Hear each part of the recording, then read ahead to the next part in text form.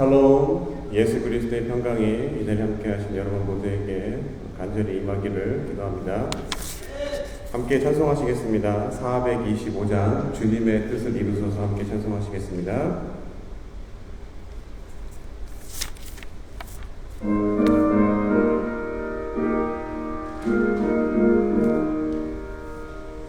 주님의 뜻을 이루소서 고요한 중에 기다리니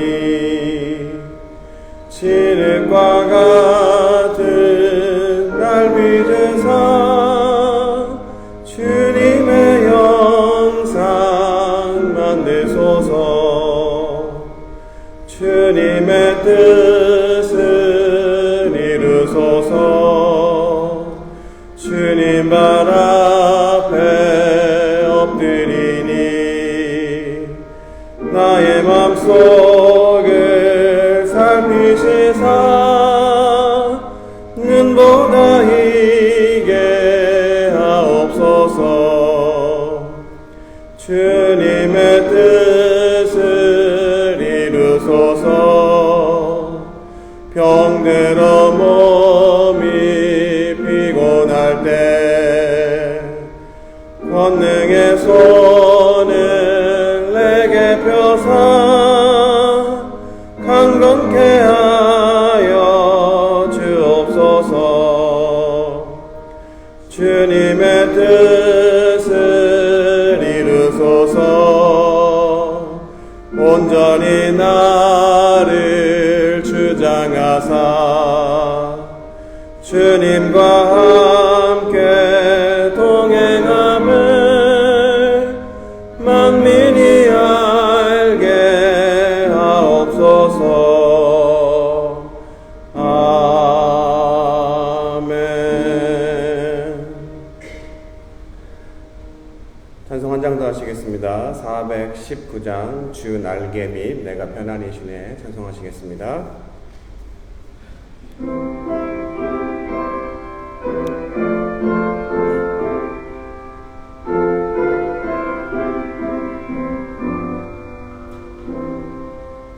주 날개 밑 내가 편안히 쉬네 밤 깊고 비바람 불어쳐도 아버지께서 날 지켜주시니 거기서 편안히 쉬리로다 주 날개 밑 평안하다 그 사랑 끊을 자니뇨 주 날개 밑 내쉬는 영혼 영원히 거기서 살리 주 날개 밑 나의 피난처 되니 거기서 쉬기를 원하노라 세상이 나를 위로치 못하나 거기서 평화를 누리리라 주 날개 밑 평안하다 그 사랑 끊을 자니뇨 주 날개 밑 내쉬는 영혼 영원히 거기서 살리 주 날개 밑 참된 기쁨이 있네 고달픈 세상길 가는 동안 나 거기 숨어 돌보심을 받고 영원한 안식을 얻으리라 주 날개 밑 평안하다 그 사랑 끊을 자니뇨 주 날개 밑 내쉬는 영혼 영원히 거기서 살리 아멘. 이 시간 시간 예배를 위해서 우리를 대표해서 최은영 군우님 기도해 주시겠습니다.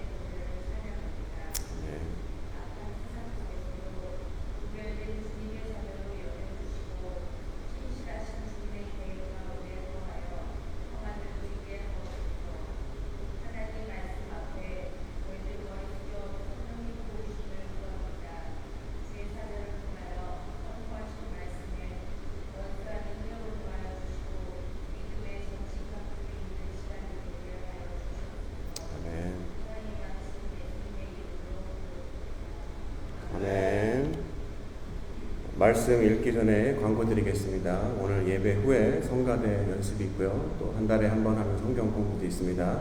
그리고 오늘 방문해 주신 우리 레진 할머니 예배 끝나고 반갑게 맞춰주셨으면 감사하겠습니다. 말씀 함께 보겠습니다. 시편 37편 7절부터 11절입니다. 시편 37편 7절부터 11절입니다. 함께 읽으시겠습니다. 여호와 앞에 잠잠하고 참고 기다리라. 자기 길이 형통하며 악한 꾀를 이루는 자 때문에 불평하지 말지어다. 분을 그치고 노를 버리며 불평하지 말라. 오히려 악을 만들 뿐이라. 진실로 악을 행하는 자들은 끊어질 것이나 여호와를 소망하는 자들은 땅을 차지하리로다. 잠시 후에는 악인이 없어지리니 내가 그곳을 자세히 살필지라도 없으리로다. 그러나 온유한 자들은 땅을 차지하며 풍성한 화평으로 즐거워하리로다. 아멘. 제가 광고를 생략을 했네요. 나영일 사관님이 몸이 안 좋으셔서 오늘 못 나오셨다고 합니다. 특별히 기도 부탁드리겠습니다. 여러분, 빛과 어둠이 공존할 수 있을까요? 아무리 어두운 칠흑 같은 밤이라도 빛이 들면 물러나게 됩니다. 이처럼 빛과 어둠은 공존할 수가 없습니다. 또 어떤 사람들은 어둠은 빛의 부재라고 이야기하기도 합니다. 이처럼 빛과 어둠은 공존할 수가 없습니다. 또 마찬가지인 것 같습니다. 우리가 신앙생활을 하면 할수록 선과 악은 같이 존재하기가 어려워진 것 같습니다. 에베소서 5장 8절에 이렇게 얘기합니다. 에베소서 5장 8절입니다. 너희가 전에는 어두움이었더니 이제는 주 안에서 빛이라. 빛의 자녀들처럼 행하라. 요한복음에서 예수님을 빛으로 표현하는 거 여러분들 잘 아시죠? 이처럼 세상의 빛으로 오신 예수님의 자녀된 우리는 어떻습니까? 에베소에서 이야기하는 것처럼 주님의 자녀와 같이, 그를 닮은 것 같이 빛의 자녀로 그에 걸맞는 행동을 해야 된다고 이야기합니다. 물론 제가 간증했기 때문에 제 과거에 대해서 아시는 분들도 계십니다. 많이 속을 썩였었는데요. 어쨌든 세상에서 죄를 짓고 제가 살던 때의 모습을 제가 돌이켜보면 악해서인지 나의 악함이나 그리고 다른 사람들의 악한 모습들이 전혀 보이지 않다가 이제는 예수 안에 거하다 보니까 조그마한 악에도 굉장히 민감해진 저를 발견하게 되었습니다. 어제도 새벽 기도회를 마치고 우리 하워드 군우님과 얘기하다가 예전에 과거 이야기를 하시면서 그 모습이 내 모습이었다. 이제는 빛의 자녀로 살기 때문에 과거의 모습들을 발견하는 것을 제가 듣게 되었습니다. 어쨌든 우리가 신앙생활을 하면 할수록 특별히 저 같은 경우에는 사역을 하면서 여러 가지 사람들의 모습들을 보면서 사람의 완악함 또 그들의 악함을 통해서 솔직한 마음으로 자주 분노하고 또 화나는 저의 모습을 발견하곤 합니다. 특별히 아시다시피 지난 목요일날 여러분들 관심과 기도 속에 이사를 잘 마쳤습니다. 그런데 그 이사하게 된 게 좋은 연유로 이유를 이사한 것이 아니라 제가 강제로 거의 집을 나와서 이사를 했던 것을 여러분들 아실 겁니다. 이처럼 그 이유가 가만히 따지고 들어가 보면 사람의 악함, 그런 인함으로 이사였고 그로 인해서 거의 하나님의 은혜에 감사함도 있었지만 여러 가지 신경 써야 될 일이 많아서 한 열흘 동안 잠을 거의 못 잔 것 같습니다. 어쨌든 너무나도 마음이 힘들어서 계속해서 욱하고 저희 이지은 사모가 얘기했지만 죄를 짓지 않더라도 우리 감정은 자연스러운 거기 때문에 갑자기 무슨 일을 하다가도 욱하는 그 감정에 화가 치밀었습니다. 그래서 저걸 진짜 성질대로 해. 한번 뒤집어 내가 찾아가 아니면 전화해서 정말 쌍욕을 할까? 정말 마음속에 그런 감정 때문에 너무나도 힘들었습니다. 그런데 어떻습니까? 이러한 분노가 화가 내 안에 있으면 정말이지 기도도 안 되고 특별히 하나님의 거룩한 말씀은 사역자로서는 정말 많이 힘들어집니다. 하지만 감사하게도 하나님이 말씀과 기도와 또 묵상과 여러 가지 것들을 통해서 마음을 다스려 주셨고 예전에 비슷한 상황에서 제가 하나님 앞에 받은 말씀, 오늘 말씀이 문득 생각이 났습니다. 그러한 저에게 분노하고 있는 마음을 다잡지 못하는 저에게 하나님이 오늘 말씀을 통해서 얘기하십니다. 7절, 8절입니다.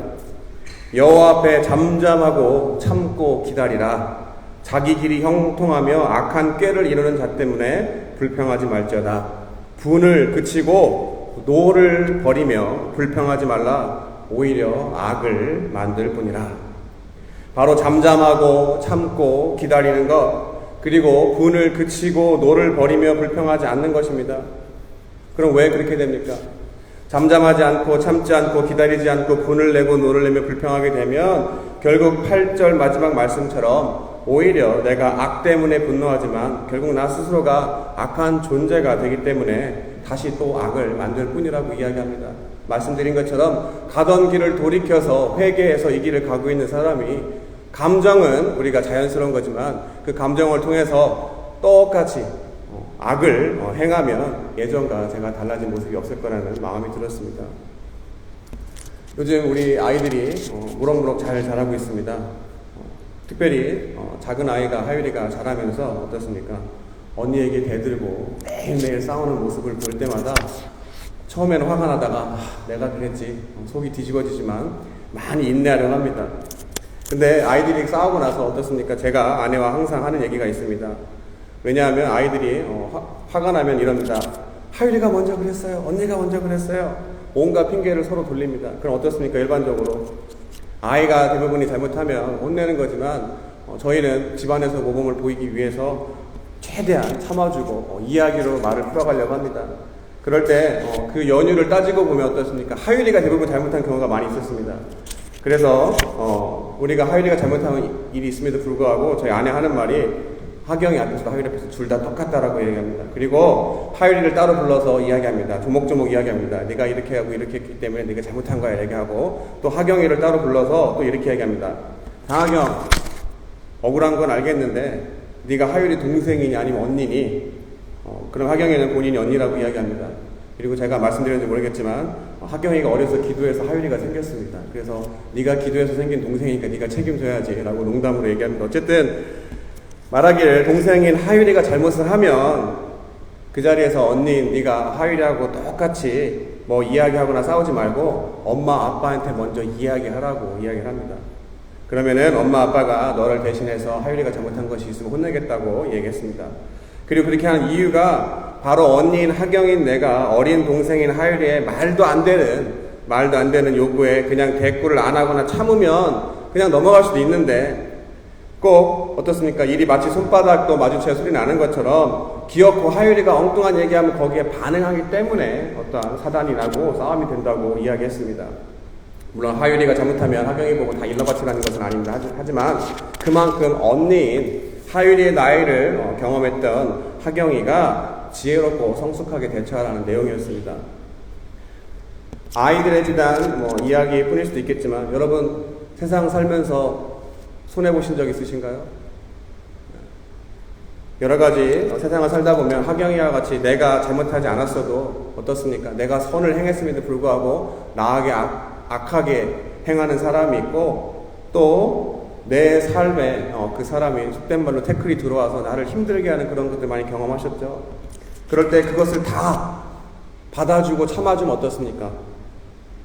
손해보는 장사죠. 네, 억울한 일입니다.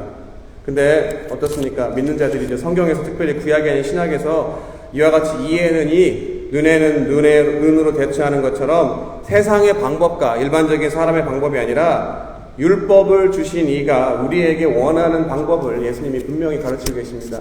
성경 있으면 찾아보시기 바랍니다. 마태복음 5장 38절부터 48절입니다. 마태복음 5장 38절부터 48절입니다. 제가 읽겠습니다. 또 눈은 눈으로 이는 이로 갚으라 하였다는 것을 너희가 들었으나 나는 너희에게 이르노니 악한 자를 대적하지 말라. 누구든지 내 오른편 뺨을 치거든 왼편도 돌려대며 또 너를 고발하여 속옷을 가지고자 하는 자에게 겉옷까지도 가지게 하며 또 누구든지 너로 억지로 오리를 가게 하거든 그 사람과 심리를 동행하고 내게 구하는 자에게 주며 내게 꾸고자 하는 자에게 거절하지 말라. 또 내 이웃을 사랑하고 내 원수를 미워하라 하였다는 것을 너희가 들었으나 나는 너희에게 이르노니 너희 원수를 사랑하며 너희를 박해하는 자를 위하여 기도하라. 이같이 한즉 하늘에 계신 너희 아버지의 아들이 되리니 이는 하나님이 그 해를 악인과 선인에게 비추시며 비를 의로운 자와 불의한 자에게 내려주심이라. 너희가 너희를 사랑하는 자를 사랑하면 무슨 상이 있으리요? 세리도 이같이 아니하느냐? 또 너희가 너희 형제에게만 무난하면 남보다 더하는 것이 무엇이냐? 이방인들도 이같이 아니하느냐? 그러므로 하늘에 계신 너희 아버지의 온전하신가 같이 너희도 온전하라. 결국 세상 사람들과 똑같이 행동할 수 있고 그렇게 행동하는 나를 사람들 앞에서 정당할 수 있을지는 몰라도 하나님 앞에 섰을 때는 그 이야기가 달라진다는 것입니다. 전에도 제가 어떤 분에게 이야기했지만 제가 식당에 가서 서비스를 형편없이 받으면 팁을 안 주는 게 아니라 오히려 2배, 3배 팁을 많이 줍니다. 그리고 그게 제 스스로의 만족일지 모르겠지만 이게 너와 나의 차이점이라는 그러한 마음에서 줍니다. 그리고 이번에 이사 나오면서도 제가 이사 전문 업체에 불러가지고 거금을 써서 청소까지 다 해주고 깨끗하게 하고 나왔습니다.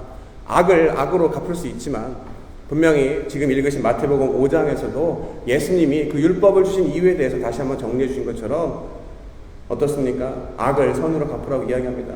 여러분, 크리스찬이 무엇입니까? 좋은 의미도 있지만 그리스도에 미친 사람들, 예수 그리스도를 따르는 사람들이 크리스찬입니다.